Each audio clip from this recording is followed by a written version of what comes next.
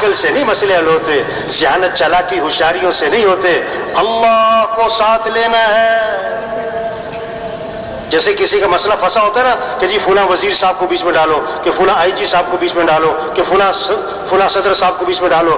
تبلیغ میں پتہ کیا کہہ رہے ہیں؟ اے دنیا کے انسانوں، اپنے مسائل کے حل کے لیے اللہ کو بیچ میں ڈالو، اللہ کو ساتھ لیں۔ کیسے کہ حضرت محمد صلی اللہ علیہ وسلم والے اعمال پر آئیں۔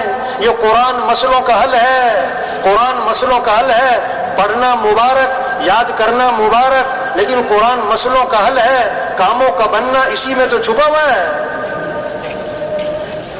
بوڑھی اماں دیہات کی رہنے والی، بیٹا پڑھ لکھ گیا، باہر ملک چلا گیا، اب وہاں سے وہ چیک بھیجے اماں کے لیے۔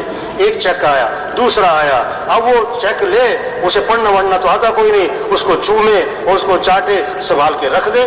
اگلا چیک آیا، چومے چاٹے سنبھال کے رکھ دے۔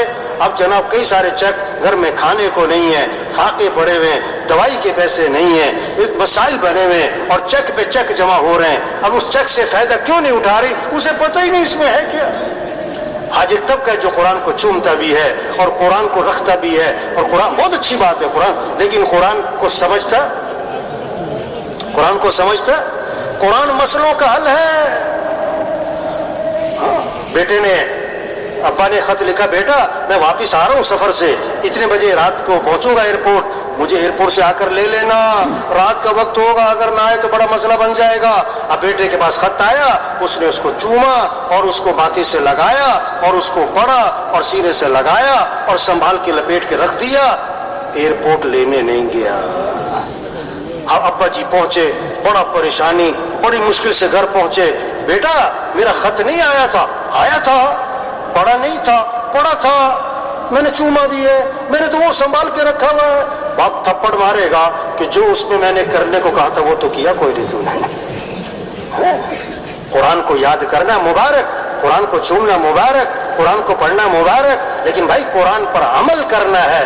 اس میں مسئلوں کا حل چھپا ہوا ہے۔ اس میں کیا چھپا ہوا ہے؟ اللہ وجہ ما اصابکم من مصیبت فبما کسبت ایدیکم، جو بھی تم پر مصیبت آتی ہے قرآن بتا رہا ہے وہ تمہارے کسی گناہ کی وجہ سے ہے۔ ایک صحابی آئے، عرض کے حضور فلاں آدمی کا مال تھا، سمندر کے کنارے پانی کی لہریں آئیں، سامان بہا کر لے گئیں، آپ نے کیا فرمایا؟ جو مال بھی ضائع ہوتا ہے خشکی میں یا تری میں، وہ زکوٰۃ روکنے کی وجہ سے ہوتا ہے، زکوٰۃ نہیں دی ہوگی۔ قرآن تو مسئلوں کا حل بتا رہا ہے۔ قرآن کیا بتا رہا ہے؟ مسئلوں کا حل بتا رہا ہے، پریشانیوں کی وجہ بتا رہا ہے۔ پہلی قوموں پر عذاب کیوں آیا ہے؟ اللہ نے ایک وجہ بتائی ہے، ساری قوموں پر عذاب کی قرآن میں ایک ہی وجہ بتائی ہے، فَكُلًّا أَخَذْنَا بِذَنبِهِ، ہم نے ان سب کو پکڑا ان کے گناہوں کی وجہ سے۔ ظَهَرَ الْفَسَادُ فِي الْبَرِّ وَالْبَحْرِ بِمَا كَسَبَتْ أَيْدِي النَّاسِ، جو بھی فساد ہے خشکی میں تری میں وہ انسانوں کی بدعمالی کی وجہ سے۔